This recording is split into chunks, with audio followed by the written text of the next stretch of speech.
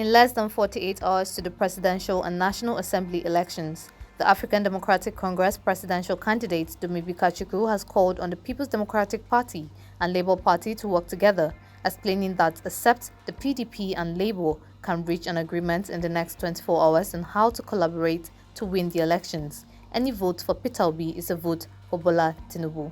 Outside of the Nigerian Civil War, the last 8 years under the APC government has been the toughest period ever for Nigerians since independence. As President Buhari prepares to hand over, he's unleashing more pain and misery on Nigerians with the misguided recoloring of the Naira.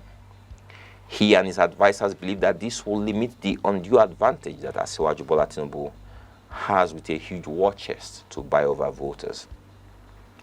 What they have inadvertently done is to make it easier for the APC candidates, as millions of voters will be unable to exercise their democratic franchise because of cash constraints. Most of those affected by this will be the Labour Party supporters. The odds therefore favor the APC government to continue in power. How, you might ask? It is very simple. The APC structure that brought in Buhari 8 years ago still brought him back 4 years ago, even though most Nigerians were united in saying he wouldn't come back. Today, the PDP, which is the main opposition party, has been successfully divided into three: PDP, Labour Party, and G5. APC supporters across the country remain intact and are fully committed to ensuring their candidate wins the presidential elections.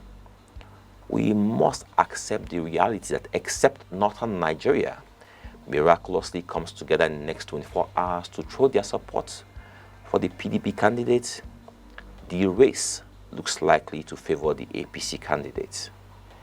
Except the PDP and Labour can reach an agreement in the next 24 hours on how to collaborate to win the elections, any vote for Peter Obi is a vote for Bola Tinubu.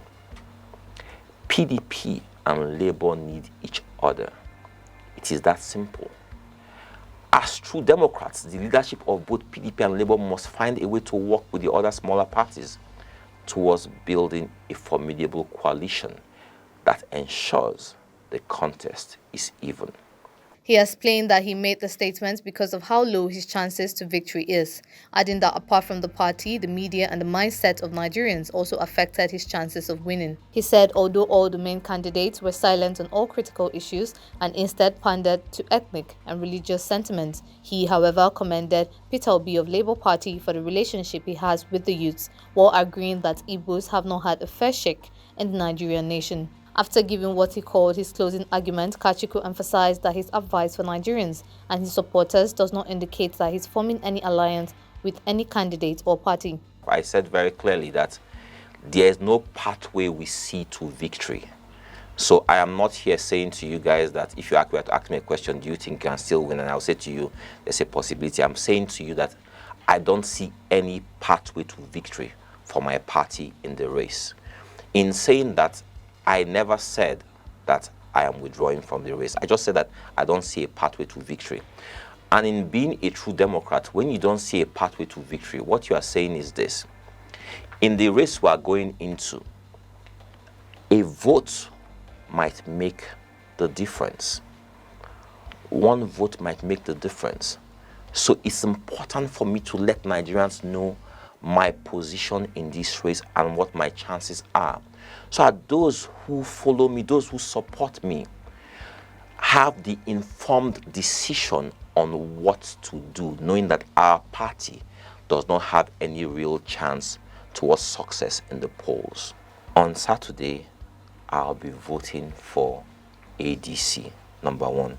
Secondly, I said in the interest of Nigerians, for the sake of fairness and equity, and for us to have an even race, I advanced an argument that PDP, Labour and other parties should come together so that they can give APC a real fight.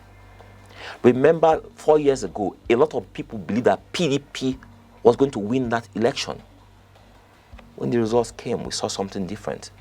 Now imagine that PDP has been divided. What are the real chances? Let's forget all these things we see on social media and all the things we see in media. The reality is about numbers. If you follow elections, it's about numbers. Statistics don't lie. It's raw data. And we see the raw data and we know the APC strongholds that have not been weakened.